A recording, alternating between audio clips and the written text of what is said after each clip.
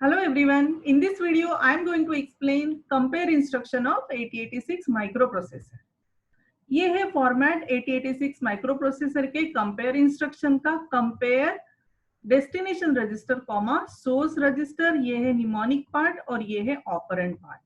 अब इसमें हमने एक एग्जांपल लिया है compare DL comma CH। That means compare the contents of DL register with the contents of CH register. अब जब हम दो नंबर कंपेयर करते हैं तो उसमें तीन पॉसिबिलिटीज होती है कि अगर ए नंबर है और बी नंबर है तो इधर ए इज ग्रेटर देन बी और ए इज इक्वल टू बी और ए इज लेस देन बी। इससे तो ज्यादा और कुछ हो नहीं सकता है दो नंबर में। तो एक बाय वन हम लोग एक केसेस लेते हैं। तो पहला है केस 1, जिसमें हम अश्यूम करेंगे कि डीएल में जो भी नंबर है वो सीएच से बड़ा है। यानी डीएल में सपोज 5 है तो सीएच में क्या होगा, 2 होगा।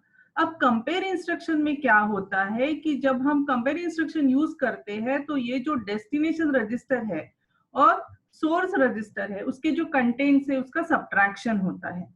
तो क्या होगा इसमें डीएल माइनस सीएच होगा, यानी हमेशा डेस्टिनेशन माइनस सोर्स रजिस्टर के कंटेंट्स होते हैं। लेकिन ये सब्ट्रैक्शन इंस्ट्रक्शन नहीं है, इसमें जो रिजल्ट है वो डेस्टिनेशन में स्टोर नहीं होगा, सिर्फ फ्लैग्स उसके सेट या रीसेट होते हैं।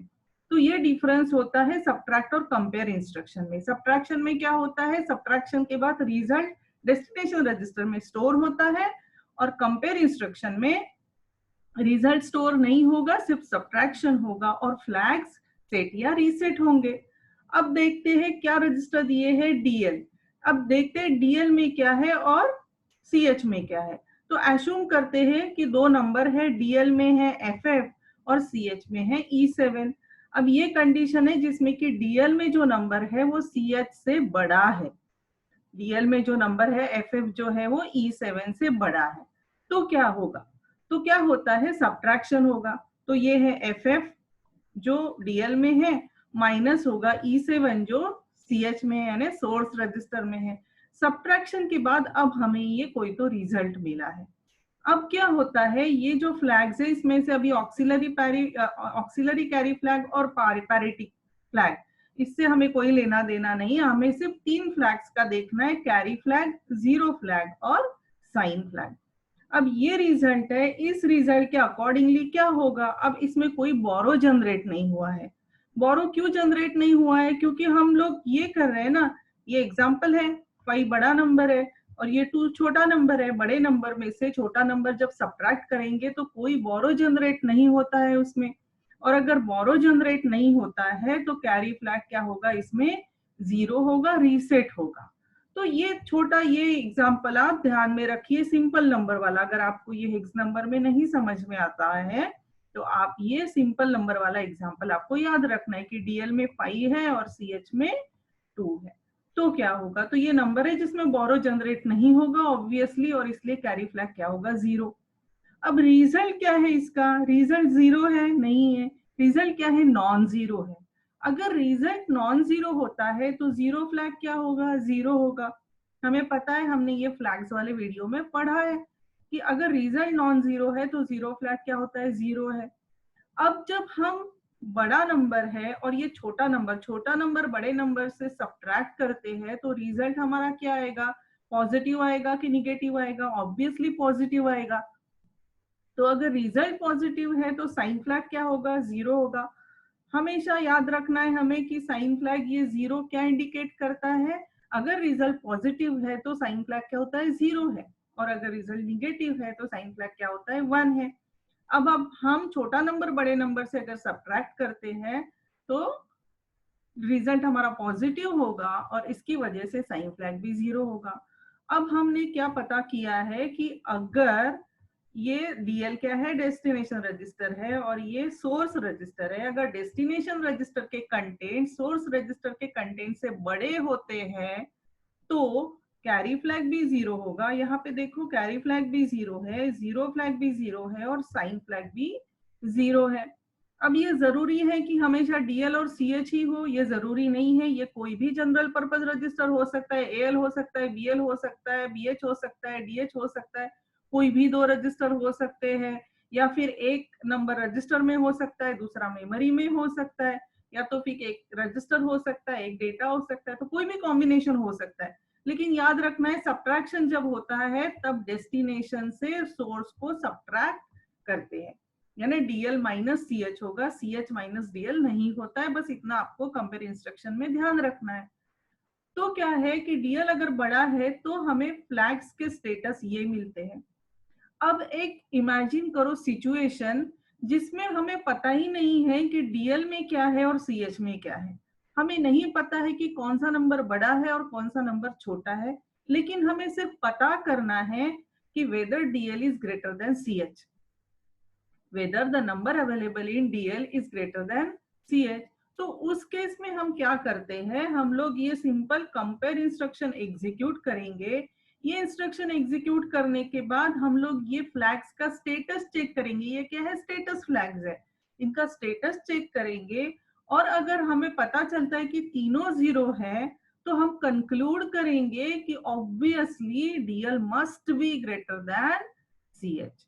तो इस तरह से कंपेयर इंस्ट्रक्शन को यूज किया जाता है। बहुत ही इंपॉर्टेंट इंस्ट्रक्शन है फॉर 8086 प्रोग्रामिंग। अब नेक्स्ट केस लेते हैं, केस 2। केस 2 क्या हो सकता है कि दोनों में सेम नंबर है, DL is equal to C H. यानी इमेजिन करो एक सिंपल नंबर लेके कि इसमें भी 5 है और इसमें भी 5 है, तो क्या हो जाएगा, 5 माइनस 5 हो जाएगा, डीएल माइनस सी एच हो जाएगा और ये हो जाएगा 0।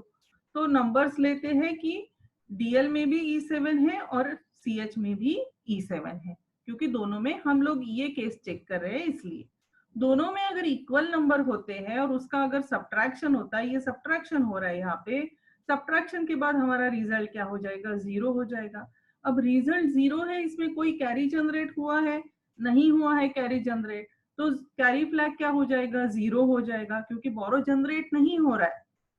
अब रिजल्ट इसका 0 है, जब रिजल्ट 0 आता है तब 0 फ्लैग विल सेट टू 1। ये हमने बहुत बार पढ़ा है कि when result of arithmetic and logical operation is 0, then 0 flag will set to 1। तो रिजल्ट 0 है तो 0 फ्लैग 1 हो गया। अब ये पॉजिटिव है या निगेटिव है, ये रिजल्ट पॉजिटिव है, क्योंकि हमें रिजल्ट 0 है, रिजल्ट 0 यानी पॉजिटिव होता है, और रिजल्ट अगर पॉजिटिव है तो साइन फ्लैग होगा 0। अब ये सिचुएशन से क्या हम एज्यूम करते हैं कि अगर दोनों में सेम नंबर है, डेस्टिनेशन रजिस्टर और सोर्स रजिस्टर में अगर सेम नंबर है तो कैरी फ्लैग होगा 0, 0 फ्लैग होगा 1 और साइन फ्लैग होगा 0।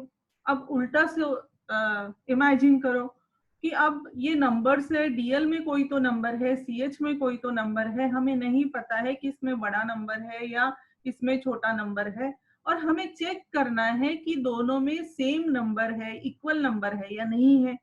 अगर हमें ये चेक करना है तो हम क्या करेंगे, सिंपल कंपेयर इंस्ट्रक्शन एग्जीक्यूट करेंगे और ये फ्लैग्स का स्टेटस चेक करेंगे। फ्लैग का स्टेटस चेक करने के बाद अगर हमें ये कॉम्बिनेशन मिलता है, C equal to 0, Z equal to 1 and S is equal to 0, अगर ये कॉम्बिनेशन हम यहाँ पे फ्लैग में पाते हैं तो हम लोग कंक्लूड कर देंगे कि obviously DL must be equal to CH, यानी दोनों में इक्वल ही नंबर होगा, सेम ही नंबर होगा, क्योंकि इसीलिए हमें फ्लैग्स में ये पैटर्न मिला है। अब नेक्स्ट सिचुएशन देखते हैं। नेक्स्ट सिचुएशन क्या है, केस 3, DL का नंबर CH से छोटा हो सकता है। तो सपोज इसमें सिंपल नंबर के लिए अज्यूम करो ये 3 है और ये -5 है, तो क्या हो जाएगा, ये -2 हो जाएगा, रिजल्ट क्या आएगा, निगेटिव आएगा। अब ये अज्यूम करते हैं कि डीएल में क्या है, छोटा नंबर है 22 और सीएच में है बड़ा नंबर E7। E7 क्या है, बड़ा है और 22 छोटा है। अब अगर हम 22 माइनस E7 करते हैं आफ्टर एग्जीक्यूशन ऑफ कंपेयर, ये अपने आप सब्ट्रैक्शन होता है। अगर ये 22 माइनस E7 करते हैं तो ये हमें मिला रिजल्ट, और यहाँ पे एक बोरो जनरेट होगा। हमेशा बोरो जनरेट होगा जब हम छोटा नंबर बड़े नंबर से, बड़ा नंबर छोटे नंबर में से सब्ट्रैक्ट करेंगे तो ये बोरो जनरेट होगा। अगर ये बोरो जनरेट होगा तो carry flag will set to 1। अब हमारा रिजल्ट क्या है, निगेटिव है। जब भी हमारा रिजल्ट निगेटिव होता है तो साइन फ्लैग क्या होना चाहिए, हमारा 1 होना चाहिए। और रिजल्ट क्या है, ये रिजल्ट जो है ये नॉन जीरो है, जब रिजल्ट नॉन जीरो है तो जीरो फ्लैग क्या होना चाहिए, जीरो होना चाहिए। और साइन फ्लैग क्या है, वन है। वन क्यों है, क्योंकि रिजल्ट निगेटिव है। अगर रिजल्ट निगेटिव होता है तो साइन फ्लैग क्या होता है, वन होता है। इसका मतलब अगर डीएल के कंटेंट सीएच के कंटेंट से छोटे हैं तो हमें ये कॉम्बिनेशन मिलेगा, C equal to one, Z equal to zero and S equal to one. अब उल्टा सोचो कि हमें नहीं पता है कि क्या नंबर है डीएल और सीएच में, और पता करना है कि whether DL is smaller than CH. तो हम क्या करेंगे कि कंपेयर करेंगे, ये इंस्ट्रक्शन एग्जीक्यूट करेंगे और फ्लैग्स का स्टेटस चेक करेंगे, और अगर ये कॉम्बिनेशन हमें मिलता है तो कंक्लूड करेंगे कि डीएल में जो नंबर है वो सीएच से छोटा है। इसका मतलब हमने अभी क्या पढ़ा है कि अगर हम ये इंस्ट्रक्शन एग्जीक्यूट करते हैं, कंपेयर डीएल कॉमा सीएच, कोई भी रजिस्टर हो सकता है, अगर डीएल के कंटेंट सीएच से बड़े हैं, या तो फिर अगर हमें ये कॉम्बिनेशन मिलता है तो हम लोग कंक्लूड करेंगे DL is greater than CH. अगर हमें ये पैटर्न मिलता है, फ्लैग्स का स्टेटस मिलता है, तो हमें कंक्लूड करना है कि DL is equal to CH. और अगर हमें ये पैटर्न मिलता है तो हमें कंक्लूड करना है DL is less than CH. इसलिए कंपेयर इंस्ट्रक्शन जो है वो नंबर्स को असेंडिंग ऑर्डर में या डिसेंडिंग ऑर्डर में ऑर्डर करने के लिए या सीक्वेंस में डालने के लिए हमेशा यूज होता है। अब ये दूसरा एग्जांपल है, ये इमीडिएट एड्रेसिंग मोड का इंस्ट्रक्शन है। कंपेयर ही है, यहाँ पे डेस्टिनेशन रजिस्टर है और यहाँ पे डेटा स्पेसिफाइड है। क्या करता है ये instruction, this instruction compare the contents of destination register with the specified data. अब यहाँ पे डेटा दिया हुआ है, अगर हमें ये सेम इंस्ट्रक्शन 16 बिट नंबर के लिए यूज करनी है तो हम क्या करेंगे, यहाँ पे भी 16 बिट रजिस्टर लिखेंगे और यहाँ पे भी 16 बिट नंबर लिखेंगे। और प्रीवियस इंस्ट्रक्शंस में भी अगर हमें 16 बिट के नंबर यूज करने हैं तो हम लोग 16 बिट के रजिस्टर्स यूज करेंगे, AX, BX, CX, like this. अब यहाँ पे क्या है, ये हमारा ऑपरेंड पार्ट है डीएल एंड 05। अब अशुम करो कि डीएल में क्या है, 08 है और 08 हमें कंपेयर करना है 05 के साथ। अब केस वन फिर से लेते हैं कि डीएल का डेटा जो है वो स्पेसिफाइड डेटा, ये जो है 05 ये specified data, it is a part of instruction. यहाँ पे ये 05 इज पार्ट ऑफ इंस्ट्रक्शन। ये डीएल के कंटेंट्स जो है वो स्पेसिफाइड डेटा से बड़े हैं।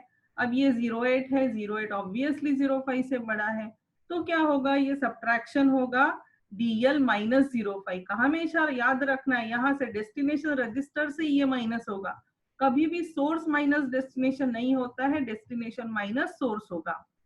तो क्या हुआ है, फिर से एक बार देखो, ये डीएल के कंटेंट्स होंगे माइनस ये डेटा होगा, और कोई तो ये रिजल्ट मिला है हमें 8-5 हेक्साडेसिमल में भी आता है 03, ये है बाइनरी नंबर। ये नंबर से आप देख लो इसमें कोई बोरो जनरेट नहीं होगा because DL is greater then data, इसलिए कैरी फ्लैग होगा 0। अब रिजल्ट है हमारा नॉन जीरो, तो जीरो फ्लैग होगा 0, और रिजल्ट हमेशा पॉजिटिव रहेगा because DL is bigger number, तो ये होगा 0। इसका मतलब है कि अगर डीएल का डेटा बड़ा है, डीएल में जो नंबर है वो डेटा से बड़ा है, तो ये पैटर्न मिलेगा। अब सिमिलरली केस 2 है, सेम इंस्ट्रक्शन है, केस 2 है, DL is equal to data. अब इसमें भी 5 है और इसमें भी 5 है, तो क्या हो जाएगा, सेम है, जो प्रीवियस पढ़ा है वही है कॉन्सेप्ट, बस ये इमीडिएट एड्रेसिंग मोड के साथ हम लोग पढ़ रहे हैं। ये 0 0 0 0 रिजल्ट हो जाएगा, दोनों सेम नंबर है, माइनस करके 0 आ गया रिजल्ट। कोई बोरो जनरेट नहीं हुआ है, रिजल्ट 0 है, इसलिए 0 फ्लैग विल सेट टू 1, और रिजल्ट पॉजिटिव है इसलिए साइन फ्लैग 0 है। इसका मतलब अगर हमें नहीं पता है कि डीएल में क्या है, और अगर हमें पता करना है कि whether DL holds 5 same number और नॉट, तो हम क्या करेंगे, ये इंस्ट्रक्शन एग्जीक्यूट करेंगे, और अगर हमें ये पैटर्न मिलता है तो हम लोग क्या करेंगे, कंक्लूड करेंगे कि डीएल में जो भी नंबर है वो स्पेसिफाइड डेटा का ही नंबर है, सेम नंबर है। अब तीसरा केस लेते हैं जिसमें DL hold smaller number than data. अब डेटा है 5 एंड डीएल होल्ड्स 2, तो क्या हो जाएगा, अभी ये 2 माइनस 5 हो जाएगा, 2 माइनस 5 हो जाएगा, तो हमारा रिजल्ट आएगा -03। -03 आता है तो बोरो जनरेट होगा, बोरो जनरेट होगा इसलिए carry flag will set to 1। Result non zero है तो जीरो फ्लैग विल बी 0, और रिजल्ट निगेटिव है, जब रिजल्ट निगेटिव होता है तो साइन फ्लैग क्या होता है, 1 होता है। तो इसका मतलब ये पैटर्न है, तो DL is less then data. इसका मतलब अगर हमें सिचुएशन नहीं पता है कि DL में क्या नंबर है और चेक करना है कि वो 5 से छोटा है या नहीं, तो एग्जीक्यूट करना है इंस्ट्रक्शन और ये पैटर्न चेक करना है। पैटर्न चेक करके आपको तुरंत समझ में आ जाएगा कि DL hold smaller number than specified data. तो इस तरह से हम लोग ये कंपेयर इंस्ट्रक्शंस यूज कर सकते हैं। अब हमने देखा कंपेयर इंस्ट्रक्शन का फॉर्मेट, जिसमें हमने लिखा कंपेयर और ऑपरेंड में था रजिस्टर कॉमा रजिस्टर, और दूसरे में था रजिस्टर कॉमा 8 बिट डेटा। तो उस तरह से कई सारे कॉम्बिनेशंस पॉसिबल है। आप रजिस्टर 8 बिट रजिस्टर और 8 बिट डेटा कंपेयर कर सकते हो। आप 16 बिट रजिस्टर के कंटेंट्स और 16 बिट डेटा कंपेयर कर सकते हो। अब एक्सटेंडेड AX यानी 32 बिट डेटा और 32 बिट रजिस्टर के कंटेंट्स के साथ यूज कर सकते हो।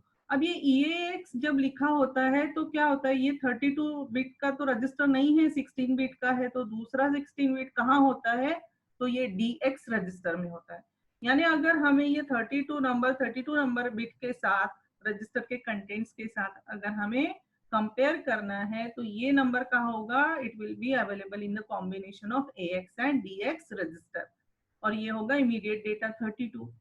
फिर हमारा 8 बिट डेटा हम लोग मेमोरी और डेटा के साथ भी कंपेयर कर सकते हैं, यानी 8 बिट डेटा मेमोरी में रखो और दूसरा इमीडिएट डेटा या तो रजिस्टर के साथ और मेमोरी के साथ, या तो हमारा डेस्टिनेशन मेमोरी में होगा और डेटा के साथ कर लो, या फिर 32 बिट नंबर मेमोरी में रखो और 32 बिट इमीडिएट डेटा के साथ कंपेयर कर लो, या तो फिर 16 बिट मेमोरी और ये डेटा कंपेयर कर लो, इमीडिएट 8 बिट डेटा और 32 बिट मेमोरी के कंटेंट्स के साथ कंपेयर कर लो। तो ये सारे कॉम्बिनेशंस वाले इंस्ट्रक्शंस आप यूज कर सकते हो। यहाँ पे R लिखा है, मतलब you can use any 16 bit register.